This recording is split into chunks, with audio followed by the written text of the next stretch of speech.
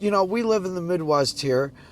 There could be a blizzard. You get stranded. Yeah. It happened on Lakeshore Drive. It was all over the newspapers. That wonderful ice storm Yes, last night. that too. Yeah. That's me, chatting with a cab driver. Actually, a ride-hailing car driver. This driver, Matt, he has an escape plan for those situations. When he finds himself stuck in a situation he doesn't want to be in, he just presses a button in his car. A special Bosch button. Today we'll explore a new Bosch system, the Ride Care Companion. From know-how to wow. The Bosch Global Podcast.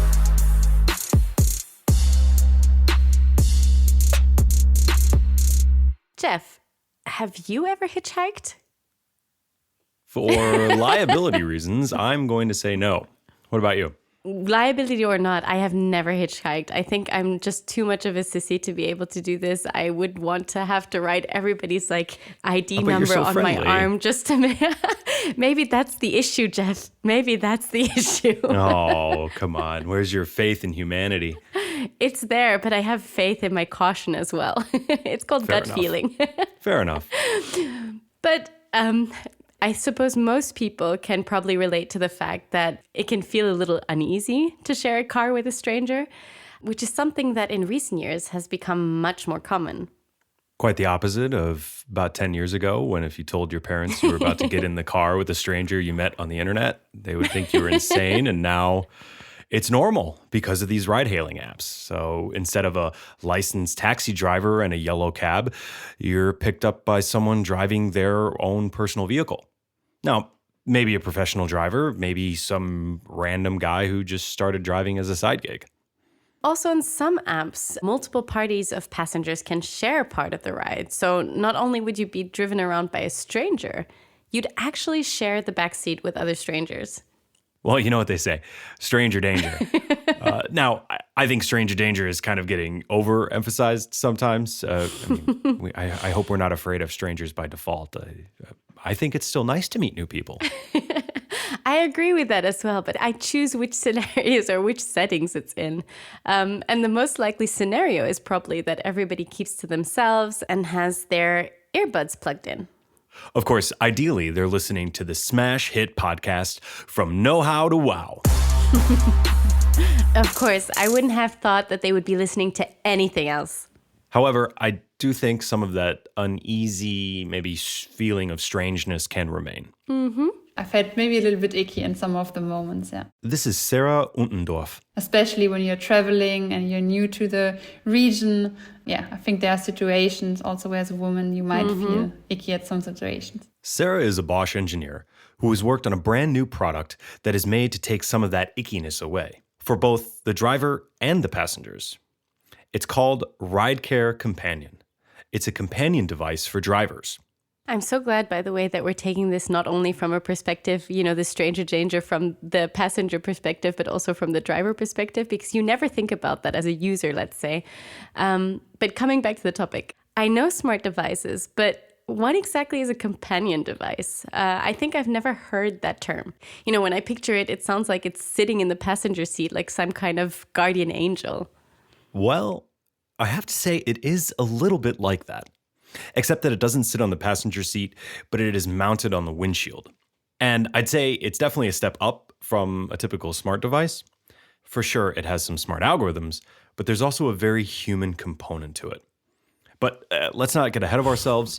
Let's start at the beginning. So the starting point was really to develop a camera that enhances the safety of the drivers. So if I'm listening to Sarah, I'm picturing a dash cam? A dash cam, but better. You see, dash cams are pointed outwards. They record what's happening in front of the car or around the car. The Ride Care Companion is monitoring the inside of the car as well. We have that focus here on the interior and of the exterior view as well. And that was basically one of the first concepts that we had here, to develop something that's really improving the everyday's life and the safety of the people using those services or offering those kind of services. Okay, so we're talking about 2 cameras instead of 1. What else? There must be some sensors involved, or maybe a little bit more exciting, some AI or... Well, actually, All the above. Yeah. There's a lot packed into this little device. And first, there are AI algorithms that are checking the camera image. We want to increase the safety of the drivers, so we always have to make sure that the interior is visible and situations that might occur in the vehicle as well. The first check is made by observing if the camera is obstructed. They notify the driver if too many pixels of the camera image are occluded. Maybe someone unintentionally shifted the camera or put something in front of it. We also have microphones in it, and also there we have, similar to the camera health check, a health check in it that detects if the microphones, for example, are blocked. So also making sure that we always can sense the interior correctly. Preventing user errors and ensuring that it's operating as intended. Pretty smart. It is indeed. And now for the non-audio-visual sensors. Sarah and the team are doing something even smarter with those. They're packaged as something called an IMU. Oh, I know that one. Inertial Measurement Unit. We first talked about them just a couple of months ago in our From Know How to Wow episode about hearables.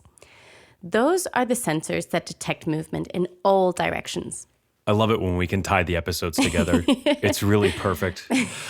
So, anyway, it basically does the same thing, and actually more in the Ridecare Companion. Okay. So detecting if the car is standing, if the car is moving, and using the IMU for detecting if a door has been closed or opened. Those are just the basics of the device.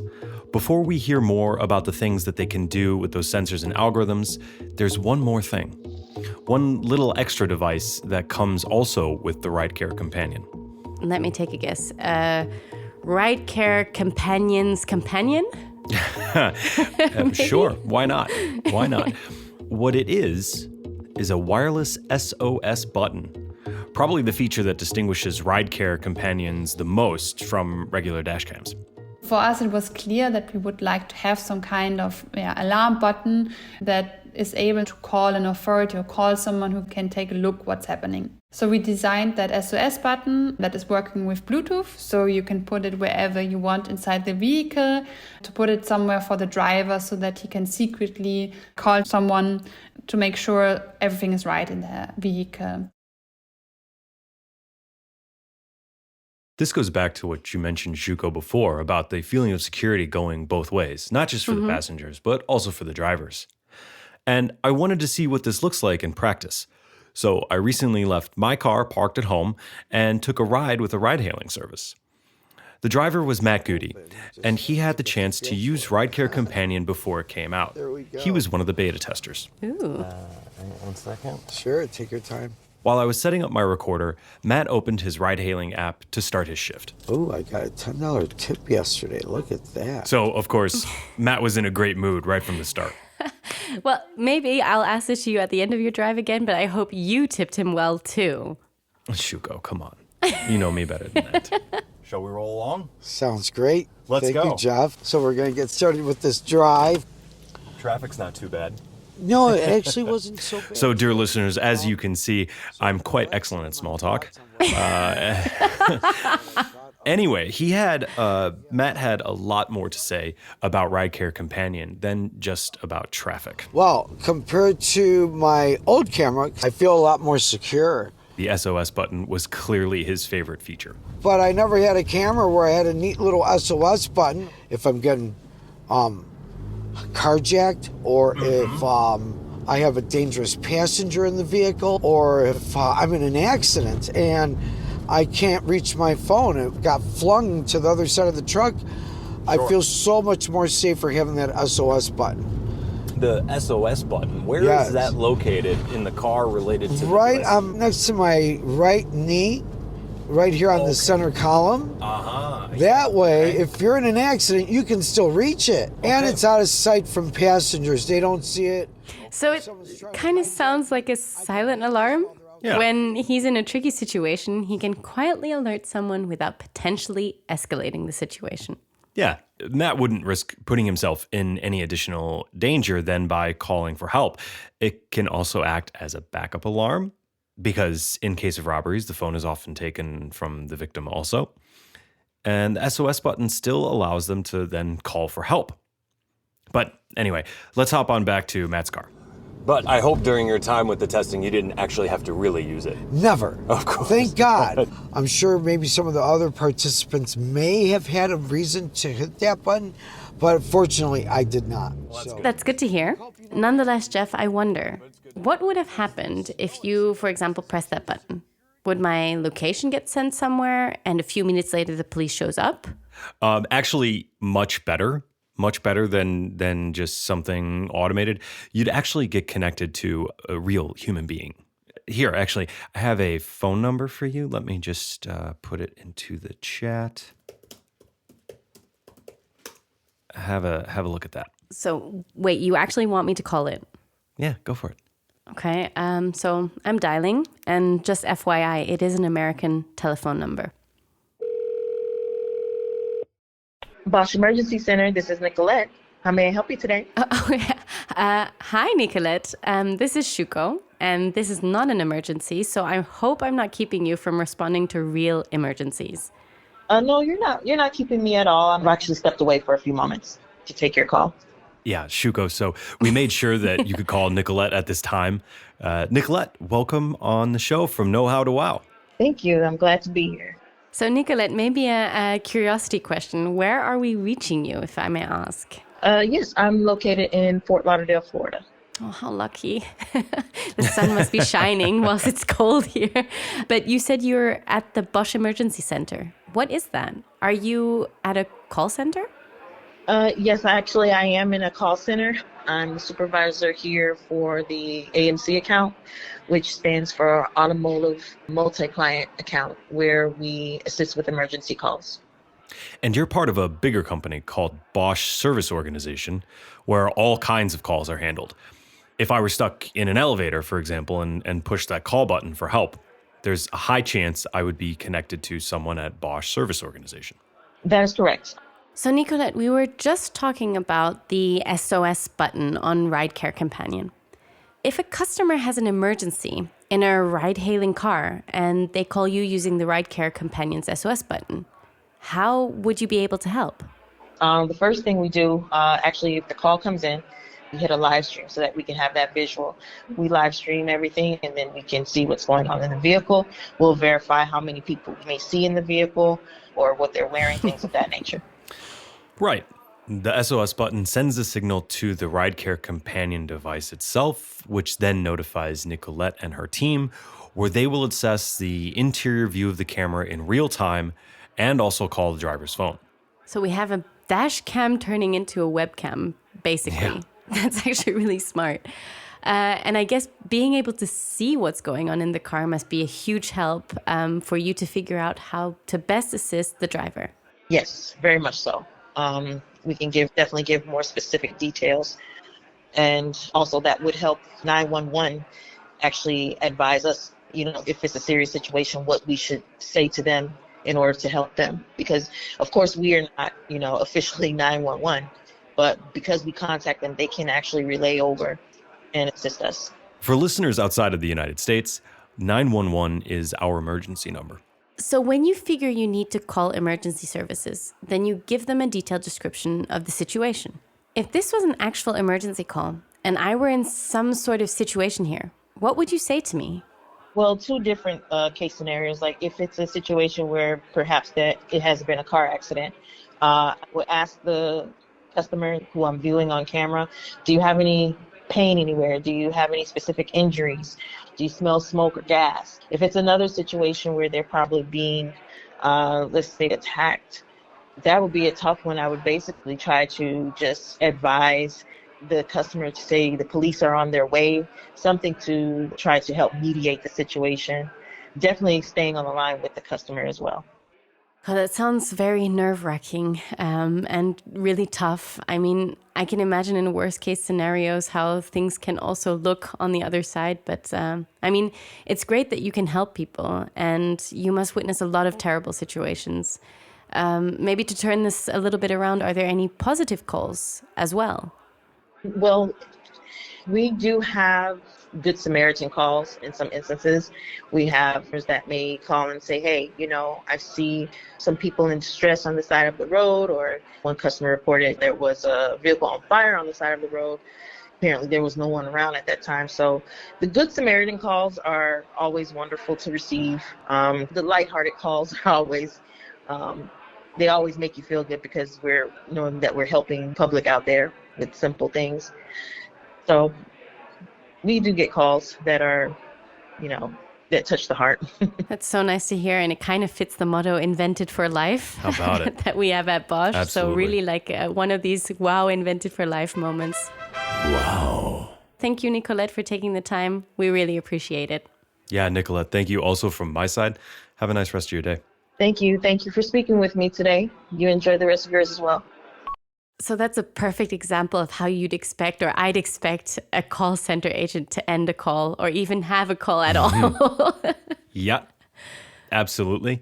And basically, there you have it. That's why the RideCare device is a companion, because it's much more than just a piece of technology.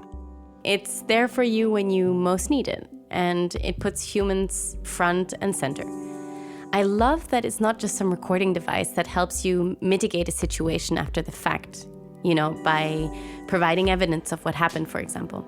It actually helps you navigate the situation as it unfolds. Absolutely. And human support is a key component, and certainly something that makes it unique. Mm-hmm. My driver the other day, Matt, who we spoke to, he indeed very much thinks of the device as a companion. And I'm a single dad, so I have my little guy in that back seat sometimes. It's key, that extra security that you have when you're out on the road, you don't feel like you're alone. It's actually acknowledging that ride-hailing is a service provided by humans for humans, in a sense. And it's humans interacting with humans and not some machine or robot. Well, not yet. It's interesting that you bring that up, because the idea for RideCare actually started with autonomous cars in mind. Think maybe autonomous minivans that drive people around with no human driver involved. So here's again our engineer, Sarah. We started this project seeing how can we monitoring the interior of vehicles of autonomous shuttles, but saw already, hey, this is a need that actually people right now with driver-driven vehicles already have. Sarah's background is in autonomous vehicles. And, 10 years ago, when ride-hailing services first emerged as alternatives to taxis, the thinking was that by now, 2023, those cars would already be driverless. And listeners, again, one of the things that Jeff loves the most, we're linking back to another episode. It's true. But Continuity is important. if you want to know more about why that hasn't happened yet and what makes autonomous vehicles so complex, we've discussed this in earlier episodes, and we'll link them in the show notes. And when they do become a reality, then you certainly want some sort of smart camera in the vehicle. Yeah, making the system itself autonomous. You remove the authority person of, for example, a bus driver or a ride-hailing driver out of it. And then you don't have anyone actually taking care of what's happening inside the vehicle. And this is also something that we envision, that you need smart algorithms that are able to monitor the interior of the vehicle and maybe notifying an operator or safety operator what is going on inside the vehicle. That might be version 2 or 3 or 4 of the RideCare Companion. The development team realized version 1 should only be for today's ride-hailing cars. So they started developing a product with those companies in mind that offer ride-hailing. Hang on a second. You're talking about the ride-hailing apps now, not the individual drivers. Yes, exactly. Those were the customers Sarah and the team had in mind at first. Okay. And what I find interesting here is to what extent the product is different depending on who you think of as your customer. Mm-hmm. If the customer were the ride-hailing companies, RideCare would perhaps be less of a companion. The other approach would have been more to directly communicate with them, so making sure the drivers that operate for those ride-hailing companies always have the latest information if something is happening inside the vehicles concerning the drivers or the riders. And also maybe escalating topics that are happening inside the vehicle, also those kind of companies, sharing insurance claims, etc. and so on. Sounds like instead of Nicolette, the SOS button would have connected the driver to the company. And some of the functionalities would focus more on the company's needs than the driver's. The understanding of the user journey evolved to recognize that the real need is with the driver. After all, they're the ones that are going to install the device. We took a turn and said, okay, actually the driver is the main customer we will be having, and offering him a great experience and offering him functions. This led to some major changes, some of them quite challenging. For example, if the device was sold to the ride-hailing company directly, it would receive data from the company, for instance, about what rides are starting or ending. Now, the ridecare companion has to figure out independently when the ride starts or ends. That's where the sensors and the algorithms really get to shine.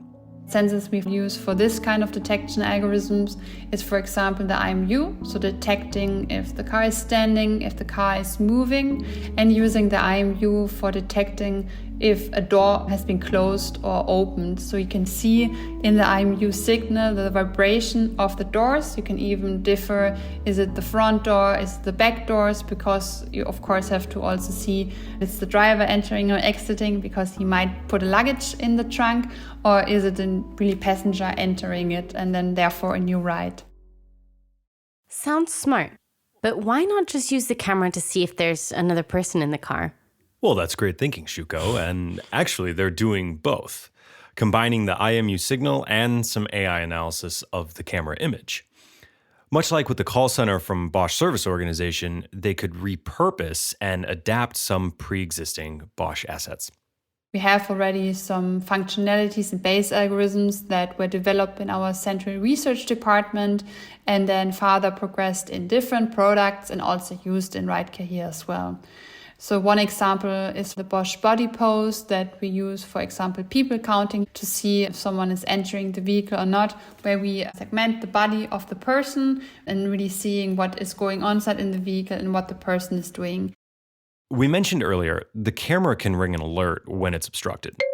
In order to do that, it needs to know what it should see, the interior of the car. But teaching a system all the different variances of car interiors can be quite cumbersome. But Sarah somehow got lucky here. And there, of course, you have to train a lot of data showing, okay, this is the vehicle interior, this is the car seat, that's the headrest, that's the person sitting in here. And that was very valuable that we didn't have to start from scratch, but there was already data and annotated and labeled data available for training our algorithms. Let's back up a minute. We were talking about those sensors and AI, among other things, trying to determine whether a new ride has started. Why do they need to know that in the first place? We figured out that, the usual driver drives around 7 to 8 hours a day, that this is kind of an overwhelming amount of data that you have. So first, they organize the data that ridecare collects and group it by the individual rides. First and foremost, that's video data, the recordings from the camera. The device cuts the video into chunks and saves each ride as one single video clip. And finally, the shift towards the driver as the customer also meant that they should be in control of those recordings. So, of course, there's an app for that. Of course. You need a driver-centric app where the drivers can see and view what videos are available. So it's rather convenient. He can look it up in the app and then decides which of the videos he would like to have uploaded. Uploaded to an encrypted cloud storage to save them before the camera overwrites the ridecare companion's internal storage, which, by the way, is also encrypted and it's not removable. So nobody can just come and take out the SD card and access your videos. Meaning data privacy is taken care of as well. Are there any other considerations in that regard? There are a few. And I think one of the most important is that the device doesn't try to hide. Yeah, the SOS button might be hidden away if the driver chooses to put it somewhere like that, as Matt did. But the ridecare companion itself is rather hard to miss. As a passenger, you certainly notice it right away. When I got in Matt's car, it was actually welcoming me with a smile. You mean he was smiling at you? No, the device was smiling at me. It has a big LED shape like a smiling mouth, so you know it's there. also Yeah. from the passenger perspective. You know, as I'm sitting as a passenger right now, you know, it's nice knowing I have this additional layer of security to take care in case anything goes wrong in any sort of way. Absolutely. When it came to passengers, I liked the fact that I was given little stickers to put on my windshield, letting them know, listen, if you enter this vehicle, you're allowing yourself to be recorded. It's actually drivers like Matt who tested the device early on and became such big fans of it that led to the change in how Sarah and the development team were viewing the product. Some of the drivers actually afterwards requested, even in the early stages, where can they directly buy the features. And that when we realized, okay, maybe the market is actually to directly sell it to the drivers because they want to enhance their safety and actually would like to have it independent of some company and would like to have the independent brand Bosch, I would say, inside their car, making sure that data they collect is actually their data and giving him the feeling, hey, Bosch is a brand that you can trust in terms of data privacy and security, and this is really private data that he has. So Shuko, what do you think? What's the most important privacy feature? Well, I think is also to have ownership of your own image and ownership of the data that you put into an app potentially that can be then sold off to somebody else or I don't know what. So I think it's quite nice to know that they can be in control of that data. Definitely. And that's part of the reason for the functionality to just turn it off, or maybe even better, just partially turn it off. So there might be situations where we say, hey, the interior should not be monitored because you don't need it, because maybe you're driving alone. But of course, you would like to have the dash cam functionality still available. So the exterior camera is still running. So when you're doing a private ride, even when then an accident happens, you still have the footage available. And speaking of accidents, towards the end of our ride, Matt made an excellent point. He believes that the Ridecare Companion also makes rides safer because it kind of reduces the anxiety level of the driver. You have some people, like some of my friends, they don't like driving at night. It might give you more of a security blanket where now you don't mind driving at night so much. Yep. So it gives you a better comfort level. And when you have a better comfort level behind the wheel, you're going to be a safer driver. So I think it helps in that sense too. Definitely. And I have to say, Matt, I really enjoyed our conversation today. I really enjoyed this time. And thank you for just a nice ride. Absolutely.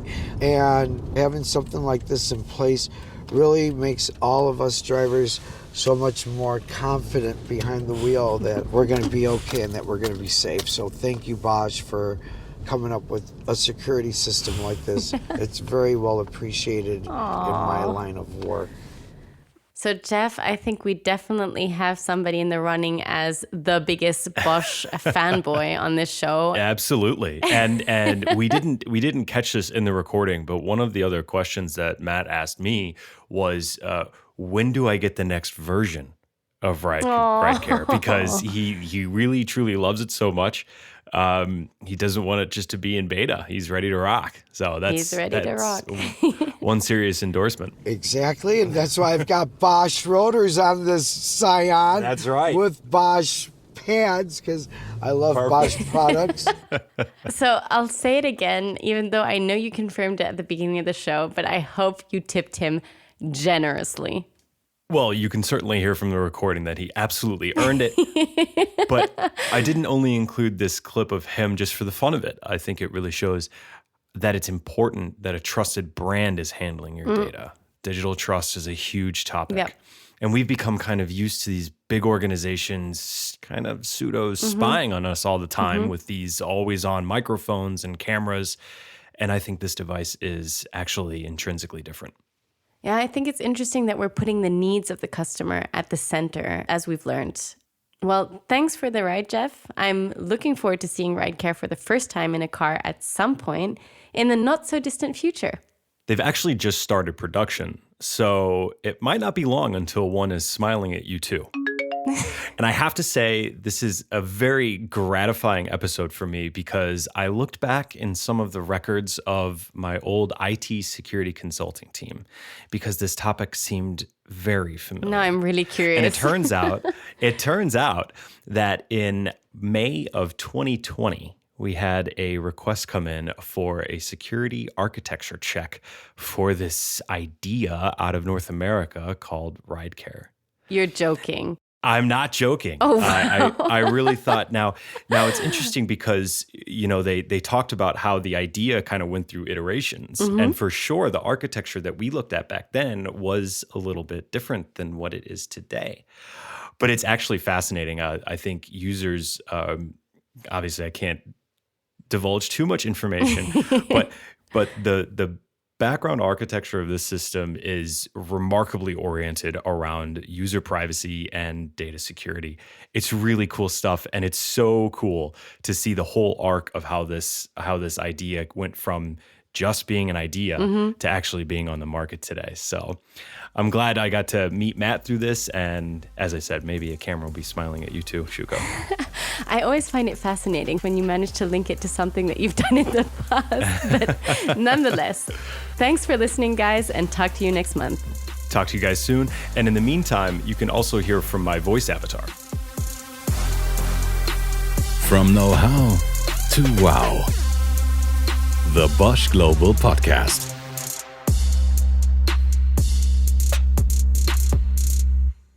Hi, this is Jeff's voice avatar. I want to invite you to join the forthcoming deep dive episode. We'll have a closer look at some of the technology behind RideCare Companion. Hop on